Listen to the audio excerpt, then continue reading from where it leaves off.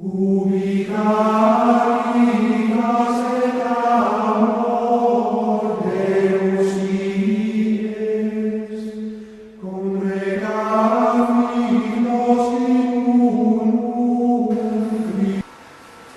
paz e bem, estamos aqui de novo com o nosso bate-papo católico e hoje nós vamos falar sobre o ex-padre Malak Martin.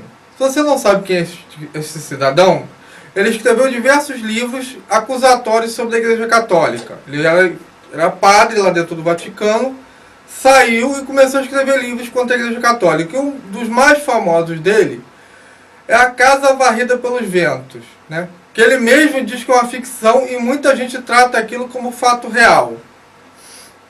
Ora, gente, se o que ele trata aqui, eu peguei para ler o que ele escreve e eu falei, gente, se o que ele trata aqui é fato real, pelo amor de Deus, é abusar da minha paciência, entendeu? Eu comecei a pegar coisas que ele fala ali, né, declarações dele, entrevistas em livros, né, para vocês verem como é que esse cara é uma fraude. Primeiro, ele fala que depois do Concílio Vaticano II, não ia ter mais hierarquia dentro da igreja. Entendeu? Aí o que acontece? Desde quando o Papa deixou de ser Papa? Já é uma mentira dele.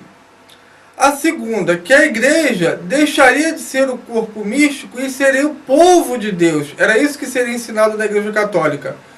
Desde quando? Alguma catequista já ensinou que a Igreja Católica é só o povo de Deus e não o corpo místico de Cristo? Segunda mentira. Que o objetivo da Igreja não é mais a salvação da alma, e sim a transformação social do mundo.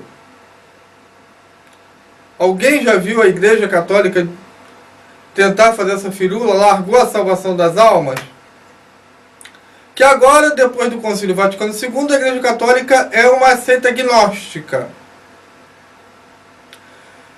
E, né, que a participação da Igreja na Revolução Sandinista, né, é uma prova disso. Só que tem um detalhe técnico que ele esquece de falar. Foram só 2 padres, né, e essa revolução foi condenada por João Paulo II, e um dos padres, que era jesuíta, foi mandado exonerado do cargo.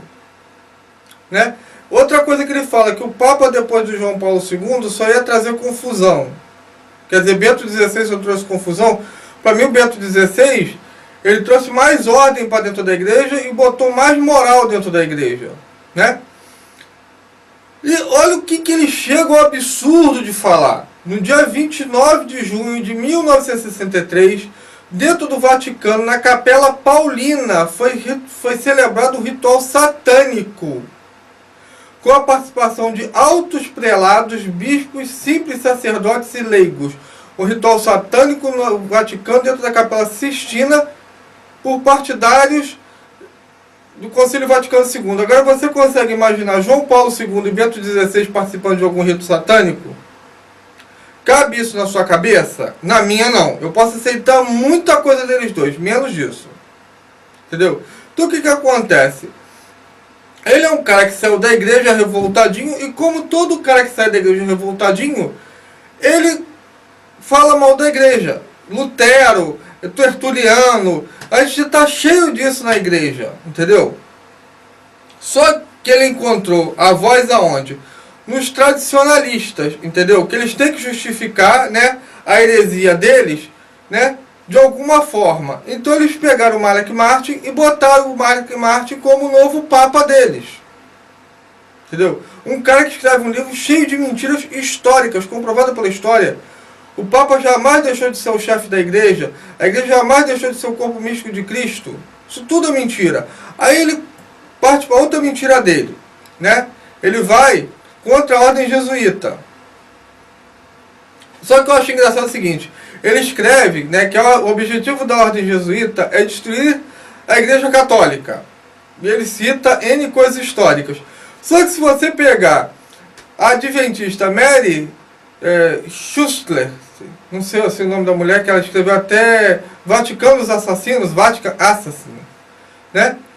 Ele escreve, né, e se você procurar na internet o que os adventistas, né, falam do Vaticano, que os jesuítas é uma ordem para fortalecer a Igreja Católica e acabar com os protestantes. Entendeu? Os dois partilham assim. Um diz, o Malik fala que os jesuítas vão acabar com a Igreja Católica, e o outro diz que os jesuítas vão acabar com os protestantes e fortalecer a Igreja Católica. Ora, gente, as duas não podem ser verdade. Uma tem que ser falsa e a outra verdadeira, ou as duas são falsas. Entendeu? Entendeu? Então o que acontece? O primeiro registro que se tem de conspiração jesuíta é do século XVII, partiu de uma seita, tá? Anti-jesuítas monitas. Ela era secreta, entendeu? Então eles começaram a ligar todos os movimentos jesuítas no mundo, tipo a Revolução Francesa, que foi um movimento jesuíta. Engraçado que o jesuíta morreu a dar com um pau na Revolução Francesa, e foi o jesuíta que conspirou a Revolução Francesa. E todo mundo sabe que quem fez a Revolução Francesa foram os protestantes contra a Igreja Católica. Entendeu? O próprio professor Orlando Fideli fala isso em vídeo. Então como é que pode ser o jesuíta infiltrado nisso? Né? E aí eles também veem que os protestantes ingleses também inventaram N histórias dos jesuítas. Nada comprovado, tudo firula, tudo firula. Ah, que o jesuíta participou. Um jesuíta participou da Revolução Sandinista. Então quer dizer, porque o causa de um vai pagar todos. E João Paulo II os condenou. Condenou esse jesuíta e chegou a quase romper com os jesuítas que estavam na teologia da libertação. Entendeu? É que nem fala que João Paulo II também participou, foi comunista. Cara, mas se você pegar a história de verdade, você for pesquisar, João Paulo II foi o cara que mais combateu o comunismo. Então o que acontece? As pessoas estão levando mais fé, né, no que os outros estão fora da Igreja Católica dizendo, do que as pessoas dentro da Igreja Católica estão dizendo. Aliás, né, o Mark Martin chega ao ponto de dizer, né, se você ler o texto dele, você vai dizer o seguinte, que a Igreja Católica, Jesus abandonou a Igreja Católica. Aí Jesus abandonou a Igreja Católica. Então quer dizer, aquele papo de eu estarei convosco até o final dos tempos, é pura mentira. Entendeu? Jesus mentiu, ou então eles falam assim, ah, Jesus está só na igreja celeste. Ora, se Jesus largou a igreja terrestre e foi para a celeste, a gente não precisa mais ir à missa. Entendeu? É por isso que eu gosto de ir à missa, cara. A missa, ela me ilumina em muitas coisas, porque enquanto tiver Jesus lá na frente, no altar, né, sendo oferecido em sacrifício, e o sacerdote perdoando os pecados, Jesus está na igreja católica. Jesus não abandonou a igreja católica. Entendeu? E outra coisa, a autoridade que se tinha de se mudar, né, a missa de tridentina para o rito romano foi a mesma que o Papa anterior, né, usou para mudar do rito romano para a missa tridentina. Então, gente, é tudo firula. Entendeu? Gente desocupada que está dentro da igreja, infiltrada para destruir a igreja. E está usando você sem você saber.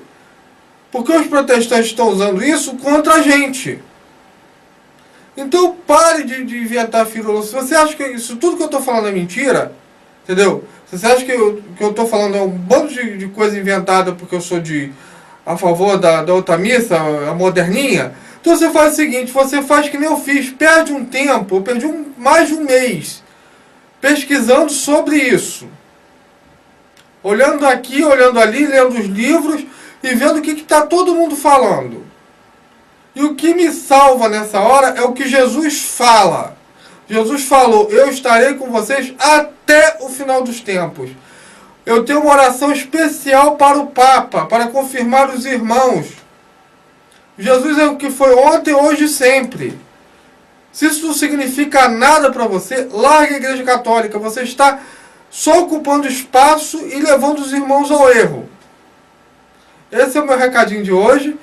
Paz e bem para todo mundo. E cheque as fontes. Não saia divulgando as coisas por aí, que você está falando mal da Santa Igreja. E da Santa Igreja não se fala mal. Até a próxima. E